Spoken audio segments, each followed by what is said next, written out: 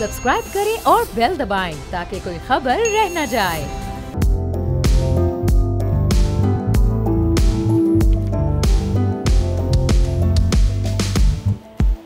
अस्सलाम वालेकुम, मैं अरबाब जहांगीर। आप देख रहे हैं प्रोग्राम व्यापार और प्रोग्राम के आगाज़ में ही हम आपको बताएंगे कि चीनी की बरामदात खुलने और कीमत में इजाफे की वजह से शुगर सेक्टर का मुनाफा अब तारीख की बुलंद तरीन सतह पर पहुंच चुका है और माली साल 2023 में जो खालिस मुनाफा है उसमें तकरीबन 78% तक का इजाफा रिकॉर्ड किया गया है।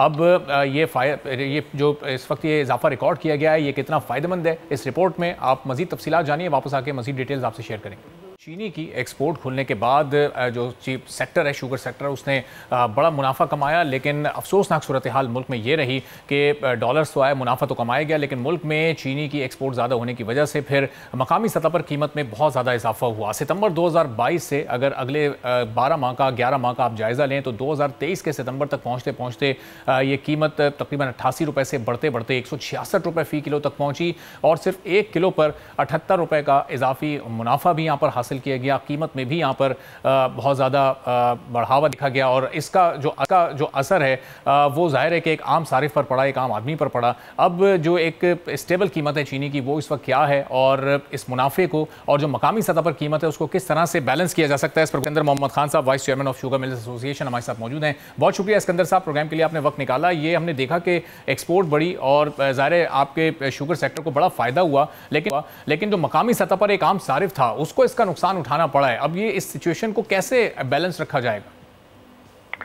देखिए, सबसे पहले एक तो प्रॉफिटेबिलिटी जब शुगर इंडस्ट्री की बढ़ती है उसके अंदर ये जो आप नोट करें, जो प्रॉफिटेबिलिटी आप रिपोर्ट करें, ये सब कॉर्पोरेट सेक्टर के हैं जिसके सारे शेयर होल्डर पब्लिक है और इसी अच्छे रिजल्ट की वजह से पिछले दिनों स्टॉक चेंज ऊपर गई है। और जहाँ तक चीनी के एक्सपोर्ट की ताल्लुक है तो हमारी बदकिस्मती है कि हमने सिर्फ 2.5 लाख टन एक्सपोर्ट की। हमारे पास 2 अरब डॉलर की चीनी मौजूद थी जिसे हम बर वक्त हमने अब मुल्क से एक्सपोर्ट नहीं किया और मार्केट को डिटोरिएट यानी उसको आपने स्मगल करवा दी। जबकि 2.5 लाख की जो है, अगर ये 2 मिलियन होती, वो बिलियन डॉलर्स पाकिस्तान में आए होते तो शुगर इंडस्ट्री की कोई सूरत हाल मुख्तलिफ होती और डोमेस्टिक प्राइस के अंदर चीनी ऊपर नहीं जाती। और चीनी की जो कीमत है, देखिए इसमें आपको सबसे पहले मद्देनजर रखना होगा 80% गन्ने की कीमत है। इस वक्त जो चीनी चल रही है, चीनी के ऊपर 18 रुपए सेल टैक्स है। जो आप ये चीनी की कीमत 130 से 140 कह रहे हैं इस वक्त, जो एक्स फैक्ट्री है उसके अंदर 35 रुपए तो गवर्नमेंट का टैक्स है और उस टैक्स की वजह से चीनी की कीमत नंबर 1 बढ़ती है। इसके बरक्स अगर आप देखें आटा, दालें, अगर आप कहते हैं कि अवामी उसकी चीजें हैं जो उसके ऊपर कोई सेल टैक्स नहीं है। और ये भी आप नोट करें कि एक आदमी जो चीनी है वो स्टेपल फूड नहीं है, इसका 80% इस्तेमाल सनती है, 20% घरेलू इस्तेमाल है, जिसके ऊपर हमने कभी हुकूमत से 12 इस्तदा की है कि आप 35 रुपए जो सेल टैक्स पर केजी लेते हैं उसको आप हटा दें, चीनी की कीमत खुद ब खुद मामूल के हिसाब आ जाएगी। और जहाँ तक रिटेल की प्राइस है, रिटेल पे हमारा कोई असर नहीं है।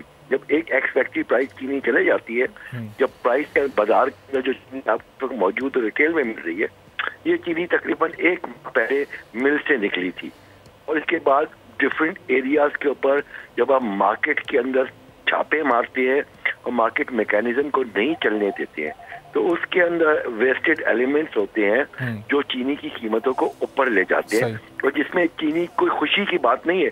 और जहाँ तक चीनी की सनत की प्रॉफिटेबिलिटी की बात है तो आप नोट करें, ये जिन कंपनियों ने एक्स्ट्रा ऑर्डिनरी मुनाफा कमाया है वो एथेनॉल की एक्सपोर्ट से कमाया है।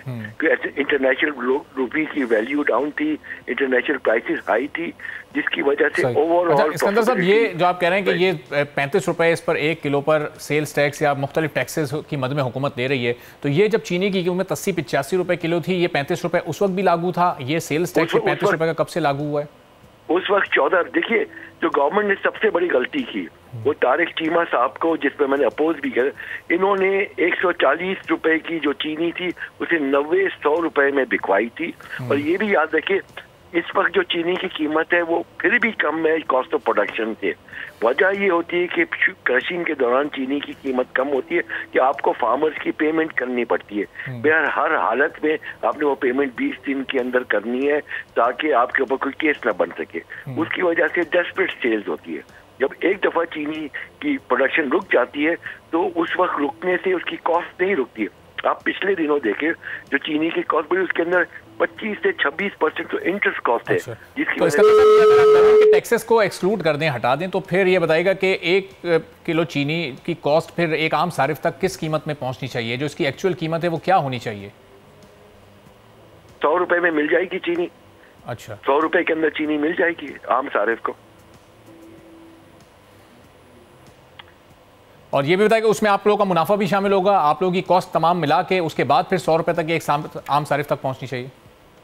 लेकिन वो ये मैं पिछले सालों की बात कर रहा हूँ। इस वक्त जो गन्ना है बाजार के अंदर वो 500 रुपए फी 40 kg बिक रहा है। और ये जैसे मैंने पहले आपसे अर्ज की, जो चीनी के अंदर 80% कीमत होती है वो शुगर केन की होती है, जिसकी वजह से कीमत प्राइस बढ़ती है। और इस वक्त आप देखें कि फार्मर्स को जो प्राइसेस मिल रही है उसके हिसाब से चीनी की कीमत आगे बढ़ेगी आने वाले वक्तों में। अच्छा, चलें, बहुत बहुत शुक्रिया। सिकंदर मोहम्मद खान साहब, वाइस चेयरमैन एसोसिएशन, हमारे साथ मौजूद थे। वो कह रहे थे कि आने वाले वक्तों में चीनी मजीद महंगी होगी, लेकिन अब मईशत को सहारा देने के लिए तेज़ माशी सरगर्मियों के फ़रोग का प्लान भी साथ साथ तैयार हो गया है।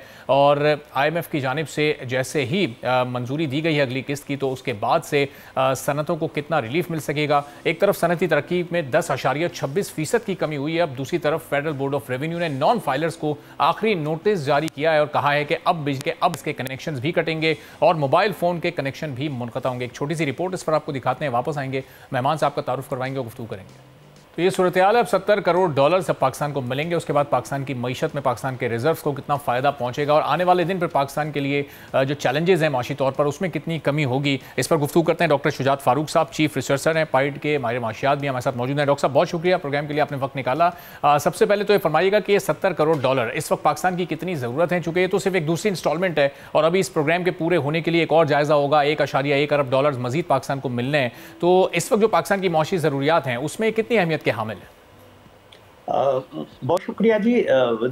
देखिए जी, आपको पता है कि हम जुलाई में स्टैंड बाई एग्रीमेंट के अंदर शामिल हुए थे जो $3 बिलियन का था और ये 9 मंथ के लिए था।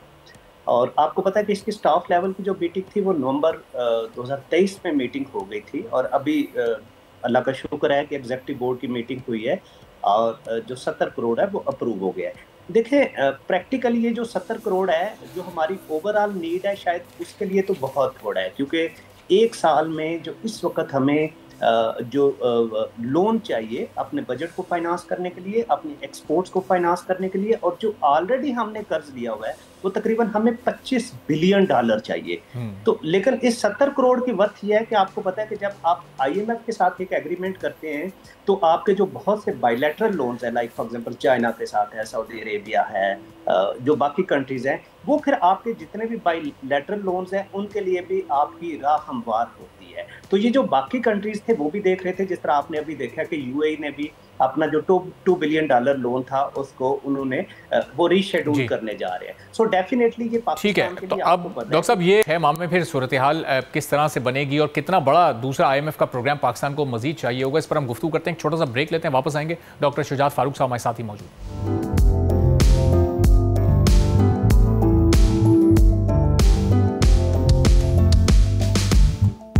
एक बार फिर आपको प्रोग्राम में खुशामदीद कहेंगे। IMF के स्टैंड बाय अरेंजमेंट की दूसरी किस्त अब पाकिस्तान को मिलने वाली है और उसके बाद एक और जायजा इजलास अगले माह होना है, जिसके बाद पाकिस्तान को तीसरी इंस्टॉलमेंट मिलेगी। लेकिन अगले 6 माह में जो पाकिस्तान को पेमेंट्स करनी है, जो उसका वॉल्यूम है वो बहुत ही ह्यूज है और उसी पर हम गुफ्तगू कर रहे हैं डॉक्टर शुजात फारूक साहब से। तो डॉक्टर साहब, ये इस वक्त जो अगले 6 से 8 माह पाकिस्तान के लिए, 9 माह, उसी में पाकिस्तान को IMF प्लान के लिए भी अप्लाई करना पड़ेगा। अब वो कितना बड़ा प्लान होगा, कितने अरब डॉलर्स के लिए हमें वहाँ पर जाना पड़ेगा? जो इस वक्त 25 बिलियन का एक फिगर है, इसमें कुछ तो रोल ओवर हो जाएगा, लेकिन कुछ जो पाकिस्तान को पेमेंट्स करनी है, इस वक्त इतनी कैपेसिटी, इतनी गुंजाइश है पाकिस्तान की इकोनॉमी में कि बहुत आसानी के साथ ये अगले 6-8 माह गुजर जाएं और पेमेंट्स भी हो जाएं? देखिए, जिस तरह मैंने आपको अर्ज किया है कि जो IMF का लोन है वो इसलिए इम्पॉर्टेंट है कि जो आपके बायलैटरल लोन्स हैं ये उनके लिए आपकी राह हमवार करता है। अगर आप प्रैक्टिकली इस वक्त पाकिस्तान का लोन देख रहे हैं तो 2 उसके कंपोनेंट्स हैं, एक मल्टीलेटरल लोन है और दूसरा बायलैटरल लोन है। तो जो बायलैटरल लोन है जो हमारे कंट्री टू कंट्री है वो तकरीबन 80% है। तो IMF का लोन आपके लिए, जो बायलैटरल लोन्स हैं उनके लिए आपके लिए राह हमवार करता है। नंबर 1 देखें, हमें अगले साल तकरीबन $25 बिलियन की जरूरत है। तो डेफिनेटली अगर हम 2-3 बिलियन डॉलर का एक और इलेक्शन के बाद आईएमएफ के साथ एग्रीमेंट साइन करेंगे तो डेफिनेटली जो बायलैटरल लोन्स हैं जो हम यूएई से, सऊदी अरेबिया से, चाइना से ले रहे हैं वो हमारे लिए उसकी राह हमवार होगी। लेकिन देखिए ये हमारा परमानेंट सोल्यूशन नहीं है। आपको पता है कि इस वक्त पाकिस्तान का जो एक्सटर्नल डेट है वो तकरीबन 130 बिलियन डॉलर है और ये जो हमारा डेट सर्विसिंग है इस वक्त अगर आप इस साल को देखें तो हमारा 55 to 60% जो बजट है इस साल का वो हम इंटरेस्ट पेमेंट में चला जाएगा। सो डेफिनेटली जब आपका इतना huge 50 to 60% budget interest payment में जाएगा तो गवर्नमेंट की जो स्पेंडिंग है बजट की डेवलपमेंट पे या तालीम के ऊपर, सेहत के ऊपर, वो डेफिनेटली कंप्रोमाइज हो रही है। तो हम इस क्राइसिस के अंदर फंस रहे हैं। तो देखिए पहला तो इसमें कोई शक नहीं कि इलेक्शन होंगे, वी एक्सपेक्ट कि पाकिस्तान में एक स्टेबल गवर्नमेंट आएगी और जब ये स्टेबल गवर्नमेंट होगी तो ये भी बड़ा क्लियर है कि हमारे पास कोई और ऑप्शन नहीं है सिवाय इसके कि हम आईएमएफ के साथ एक लॉन्ग टर्म 2 to 3 ईयर का प्रोग्राम साइन करें। लेकिन दूसरी तरफ हमें बड़े अपने फंडामेंटल्स को सोचना होगा क्योंकि अगले 2-3 साल में अगर हम इसी तरीके से रहे कि जहां पे हमारी ग्रोथ 1-2-3% होगी सो डेफिनेटली फिर ये हमारा बजट भी बढ़ेगा, क्राइसिस भी बढ़ेगा, हमें और टैक्सेस लगाने पड़ेंगे और इसी लोन को वापस करने के लिए हमें और लोन लेने पड़ेंगे। तो इसका जो सोल्यूशन है मेरे ज़हन में वो सिंपल ये है कि नंबर 1 सर हमें अपनी ग्रोथ पे फोकस करना है कि हमें 6-7-8% ग्रोथ चाहिए जो कि चाइना, जो इंडिया, बांग्लादेश वो ऑलरेडी इसको अचीव कर रहे हैं। 6-7% ग्रोथ होगी तो तब हम इस पोजीशन में होंगे कि हम इस लोन को वापस करें। जो सेकंड चीज़ है वो हमें जो हमारी गवर्नमेंट की फिस्कल मैनेजमेंट है हमें बड़ा सीरियसली उसको सोचना होगा। फिस्कल मैनेजमेंट में 2 कंपोनेंट है, रेवेन्यूज़ है तो रेवेन्यूज़ में ऑलरेडी हमने पब्लिक के ऊपर बहुत टैक्सेस लगाए हुए हैं लेकिन हमें टैक्स नेट को इन्हांस करना है। टैक्स नेट को इन्हांस करना क्या है कि फॉर एग्जांपल अगर आप देखें तो इस वक्त एग्रीकल्चर और जो रियल होलसेल मार्केट है इसका तकरीबन 45% जीडीपी में शेयर है लेकिन टैक्स नेट में ये सिर्फ 2% है। तो हमें टैक्स नेट को बेहतर करना है और दूसरी तरफ हमें गवर्नमेंट की जो स्पेंडिंग है तो आप देखें जिस तरह स्टेट ओन इंटरप्राइजेज है तकरीबन 1500 अरब इस वक्त स्टेट ओन इंटरप्राइजेज के लॉसेज हैं। अगेन अकेले वापडा के जो लॉसेज है वो तकरीबन 560 अरब हैं। हमें इन लॉसेज को बड़ा सीरियसली सोचना होगा, सब्सिडीज को बड़ा सीरियसली सोचना होगा। इस वक्त हम देखें 1500 से तकरीबन 2000 अरब रुपया सब्सिडीज दे रहे हैं। तो ये बजट को बड़ा सीरियसली हमें देखना होगा। तो अब डॉक्टर साहब ये जो जिस तरह ग्रोथ की आपने बात की, अगर 6-7% पर ग्रोथ को लेकर जाना है तो उसके फिर क्या स्टेप्स होंगे, उसका क्या लाइन ऑफ एक्शन होगा, उस पर इम्प्लीमेंटेशन कैसे होगी? चूंकि अभी जो SIFC के थ्रू हम एक बड़ी इन्वेस्टमेंट आती हुई देख रहे हैं, क्या ये उसमें कोई अपना एक चेंजिंग फैक्टर, एक गेम चेंजर के तौर पर अपना कोई किरदार अदा कर सकती है? देखिए SIFC डेफिनेटली है लेकिन आप SIFC के मैंडेट को देखें तो मोस्टली इसमें हम गवर्नमेंट टू गवर्नमेंट जो इन्वेस्टमेंट है जो कि मोस्टली फॉरेन इन्वेस्टमेंट है हम उसको देख रहे हैं। देखिए पाकिस्तान के कुछ जो क्राइसिस है वो बड़े डीप रूटेड है। पाकिस्तान की जो अपनी सेविंग रेट है पिछले 40 साल से वो जस्ट 12 से 13% है और जो हमारी अपनी इंटरनल इन्वेस्टमेंट है वो भी सिर्फ 12 से 13% है। तो देखिए हमारी जो मोस्टली इस वक्त एनुअल जो इन्वेस्टमेंट है वो तकरीबन 32 बिलियन डॉलर पाकिस्तान में वो रियल स्टेट के अंदर जा रही है। तो हमें सर्टन रिफॉर्म्स इकोनॉमी में लेके आनी है कि जिससे जो हमारी इंटरनल इन्वेस्टमेंट है जो पाकिस्तान के लोग हैं रादर दैन के वो रियल स्टेट में सिर्फ इन्वेस्ट करें, वो प्लॉट्स के ऊपर इन्वेस्ट करें, उनको इंडस्ट्री के अंदर टैक्स नेट के वो इंडस्ट्री के अंदर इन्वेस्ट करें। जब देखिए आपकी अपनी इन्वेस्टमेंट मोबिलाइज होंगी प्लस आपकी SIFC के थ्रू फॉरेन इन्वेस्टमेंट आएगी तो आपकी प्रोडक्टिविटी बढ़ेगी। देखिए जी सिंपल एक सोल्यूशन है, आप बांग्लादेश को पाकिस्तान से कंपेयर करें 2001 में हमारी एक्सपोर्ट 10 बिलियन डॉलर थी और बांग्लादेश की 5 बिलियन डॉलर थी। पिछले साल उनकी 52 बिलियन डॉलर थी और हम 25 बिलियन डॉलर पे थे। तो देखें हमारा एक ही और वो मसला है डॉलर। तो अगर हमने इस कर्ज को भी वापस करना है, IMF से भी सस्टेनेबल बेसिस से बाहर निकलना है तो हमें अपनी एक्सपोर्ट्स को बढ़ाना होगा। तो एक्सपोर्ट्स को बढ़ाने के लिए हमें वो तमाम मेजर्स लेने होंगे जो हमारी टेक्नोलॉजी को इम्प्रूव करे, जो हमारी बेहतर इन्वेस्टमेंट को करे, जो हमारी प्रोडक्टिविटी को करे। तो अगर एक्सपोर्ट होगी तो फिर हम IMF से निकल पाएंगे। लेकिन डॉक्टर साहब कई ऐसी कमोडिटीज हैं कि जिनको जब हम उनकी एक्सपोर्ट बढ़ा देते हैं तो लोकल लेवल पर उनका बहरान भी पैदा हो जाता है, कीमतों में भी इजाफा हो जाता है। अब अगर हमें अपना ग्रोथ रेट बढ़ाना है तो उसके लिए इन्फ्लेशन को अंडर कंट्रोल रखते हुए कैसे इस पर काम किया जा सकता है?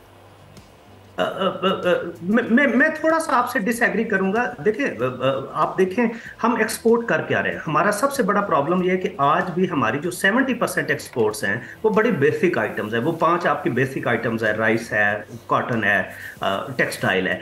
आप उसके मुकाबले में इंडिया को देखें। इंडिया की इस साल जो एक्सपोर्ट्स, आईटी के एक्सपोर्ट्स है वो $160 बिलियन हैं, जो कि सऊदी अरेबिया, इराक और कुवैत के आयल से ज्यादा है। तो देखें, हमें अपनी एक्सपोर्ट्स को डाइवर्सिफाई करने। आईटी एक बहुत बड़ा एरिया है कि जिसमें इस वक्त हम सिर्फ $1.5 बिलियन एक्सपोर्ट कर रहे हैं। मेरे ख्याल से अगले 2-3 साल में हमें सर्टेन टारगेट सेट करने चाहिए कि जिसके थ्रू इसको हम $10-15 बिलियन पे लेके आए। सेकंड, आप देखें आपकी वैल्यू चेन है। फॉर एग्जांपल, आपके पास वीट है। प्रॉब्लम हमारा वीट में एक्सपोर्ट नहीं है, प्रॉब्लम हमारा प्रोडक्टिविटी है। यूक्रेन हमसे कई गुना छोटा मुल्क होके वो वीट को एक्सपोर्ट कर रहा है, क्योंकि उसकी जो पर एकड़ यील्ड है वो हमसे 5 टाइम ज्यादा है। तो जब तक देखिए प्रोडक्टिविटी को आप बेहतर नहीं करेंगे, शायद ये बेसिक आइटम एक्सपोर्ट करने से वो बहरान भी पैदा होगा और हमारी जो इंटरनल इन्फ्लेशन है वो भी डिस्टर्ब होगी। ठीक है, बहुत बहुत शुक्रिया डॉक्टर शुजात फारूक साहब। शरपाइड हमारे साथ मौजूद था, बता रहे थे कि एक्सपोर्ट्स जब तक नहीं बढ़ेंगी,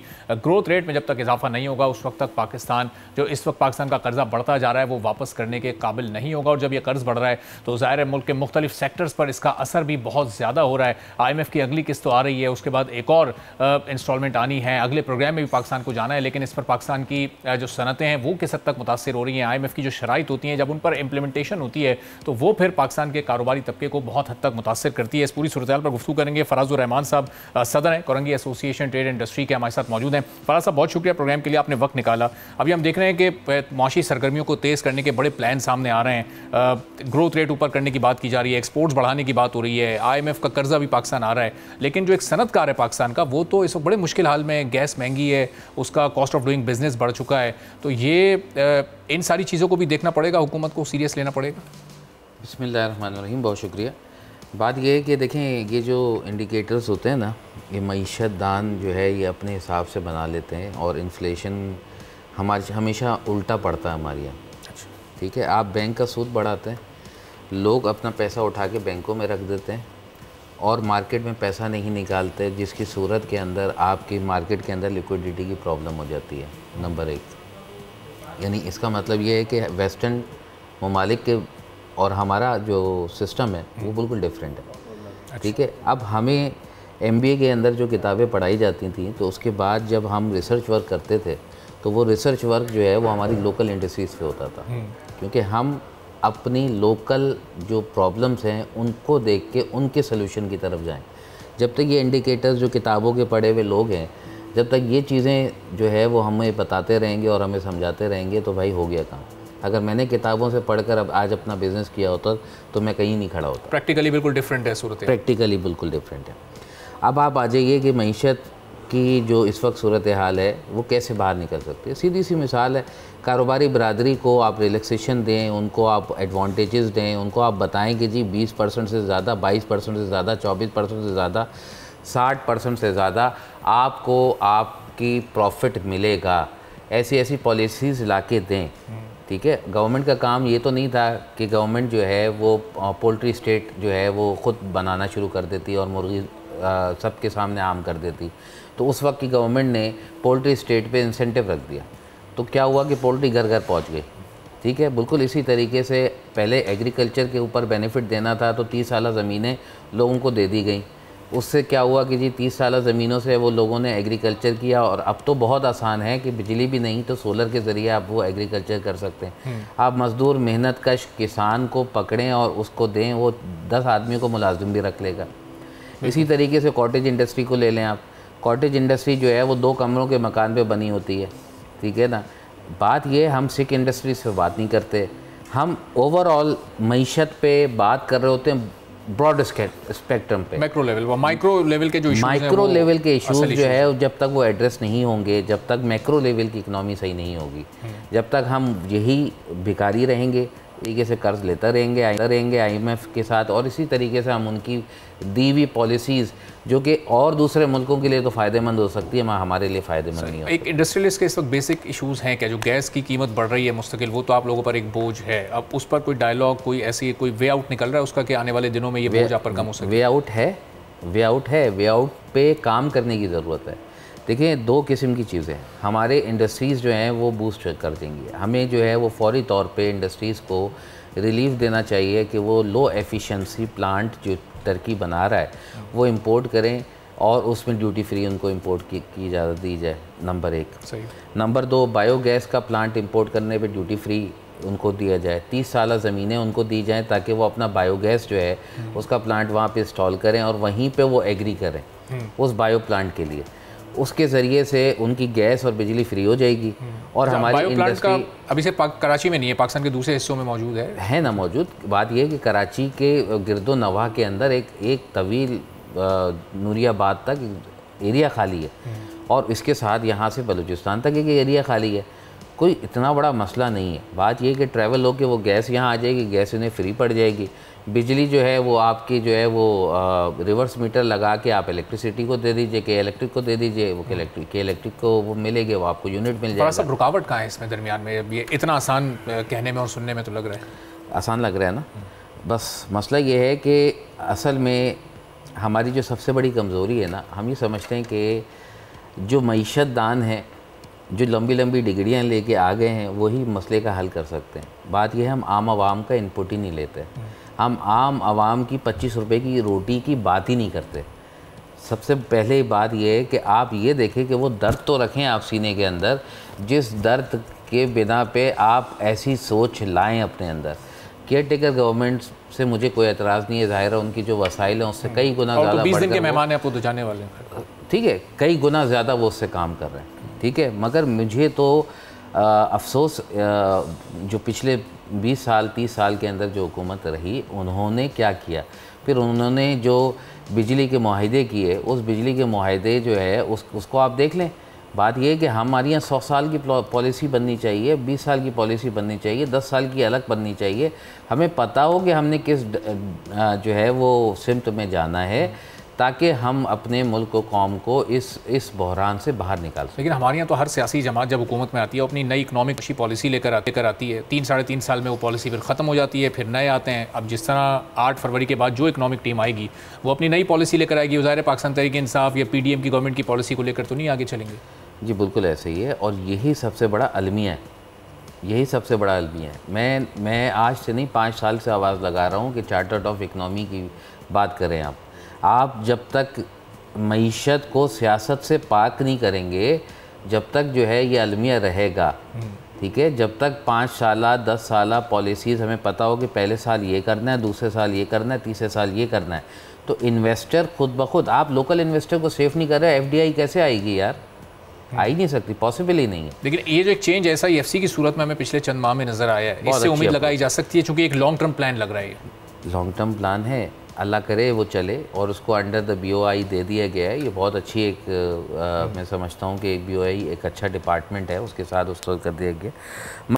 मगर बात ये कि इसी किस्म की पॉलिसीज़ जो है वो मुल्क की मईशत को तरक्की दे सकती हैं। आज मैं कह सकता हूँ कि साल भर बाद गंदम इतना होगा कि रोड पे पड़ा होगा, आज मैं कह सकता हूँ कि कॉटन की ज़रूरत हमारी पूरी हो जाएगी। हम सिर्फ कॉटन ही की इंपोर्ट को उठा के देख लें तो हमारा जो खसारा है वो तो कॉटन की इंपोर्ट से हुआ है। तो ये बेसिकली हम जो है ना ज़मींदारों को बेनिफिट्स तो दे रहे, मगर क्या हम ये देख रहे हैं कि उनकी मॉनिटरिंग हो रही है? हम EDB के ज़रिए गाड़ियों वालों को बेनिफिट दे रहे हैं, मगर क्या ये देख रहे हैं कि वो EDB का बेनिफिट आपके जो है वो एंड कंज्यूमर तक पहुँच रहा है? क्या हम ये देख रहे हैं कि एग्रीकल्चर का जो बिना टैक्स के जो काम है वो एंड यूज़र तक पहुंच रहा है? क्या सब्ज़ी उसको सस्ती मिल रही है, टमाटर मिल रहा है, प्याज आ रही है? क्यों इंपोर्ट हो रही है?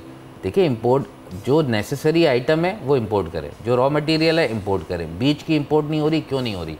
ठीक है, सवालिया निशान ये है कि हमारे यहाँ मसला ये है कि जिसका जो दिल चाहता है वो करता चला जाता है। एक दफ़ा एक्सपोर्ट में भी आप समझते हैं फराज साहब कि बैलेंस रहना चाहिए। अभी चूंकि आपने जिक्र किया प्याज का, ये जो प्याज एक्सपोर्ट करके इस वक्त मकामी लेवल पर जो कीमत कहाँ आप देखें पहुँच चुकी है, कोई 250-300 के करीब वो जा रही है, तो ये कीमत तो नहीं होनी चाहिए जो कि आप अपने मुल्क में जिस चीज़ की पैदावार हो रही है थोड़ी बहुत आप इम्पोर्ट भी करते हो। देखिए, मजबूरियाँ रही होंगी, ऐसे तो मामलात नहीं होते।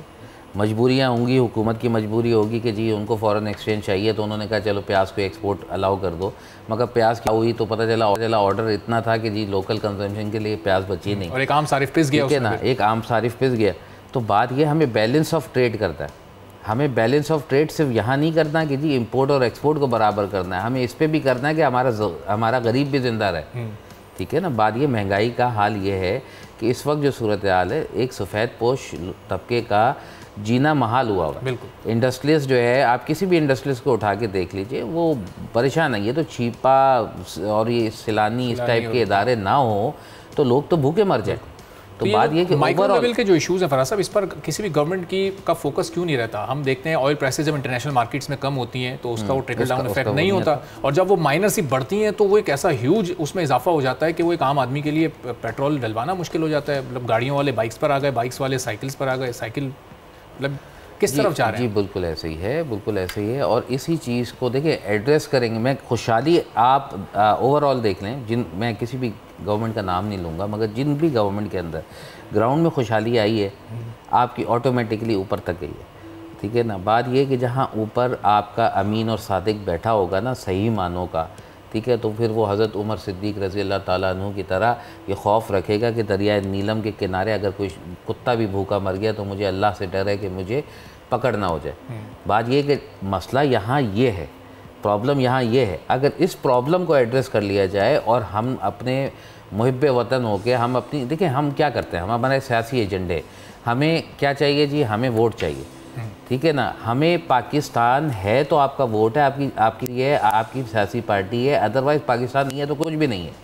तो सबसे पहले पाकिस्तान का नारा लगा के हमें ये सोचना चाहिए कि पाकिस्तान की तकदीर हम कैसे बदल सकते हैं, आने वाली नस्लों का फ्यूचर कैसे सिक्योर कर सकते हैं। 60% हमारे पास यूट है, हम यूटिलाइज़ करने के बजाय स्पॉइल कर रहे हैं। जब माशी पॉलिसियाँ बनाई जाती हैं, इकोनॉमिक पॉलिसीज़ को जब फाइनलाइज़ किया जाता है तो उसमें हम देखते हैं कि बड़े बड़े इंडस्ट्रियलिस्ट भी शामिल होते हैं, कारोबारी नाम भी उसमें शामिल होते हैं जो कि मशहूर भी होते हैं।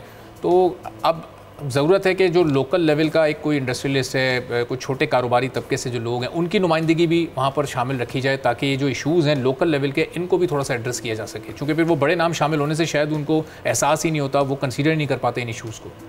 मैं आपको बड़ी प्यारी बात बताऊं बग़ैर किसी का नाम कोट किए। एक साहब से मैंने कहा कि ये काम मुझे चाहिए ना, तो उन्होंने कहा यार वो मैंने अपने गरीब साले को दिया हुआ है। वो गरीब साला 2000 गज के घर में रहता था, उनके लिए गरीब होगा ना वो। ठीक है। तो इंसान जैसे जैसे हैसियत में बढ़ता चला जाता है ना, वैसे वैसे उसको अंदाज़ा ही नहीं होता कि गरीब है कौन। जब वो बस में सफ़र नहीं किया, मटके से पानी नहीं पिया, तो उसे क्या पता। ठीक है ना। जब उसे नहीं पता, वो मिनरल वाटर, वो उसको प्यास लगती है, मिनरल वाटर ख़रीदता पीता है, वो मिनरल वाटर जो है वो गरीब अफोर्ड नहीं कर सकता। तो बात ये है कि जब आप जो है वो दोनों सूरतों में चीज़ों को बैलेंस करके चलेंगे और इकनॉमी को दोनों सेक्टर के लिए बेहतरीन बनाएंगे तो मैं समझता हूँ कि माशी हल निकल आएगा। ठीक है, चलिए बहुत बहुत शुक्रिया। फराजुर रहमान साहब, सदर काटी हमारे साथ मौजूद थे। नाज़रीन, आज के प्रोग्राम से फिलहाल इतना ही, इजाज़त दीजिए, अल्लाह।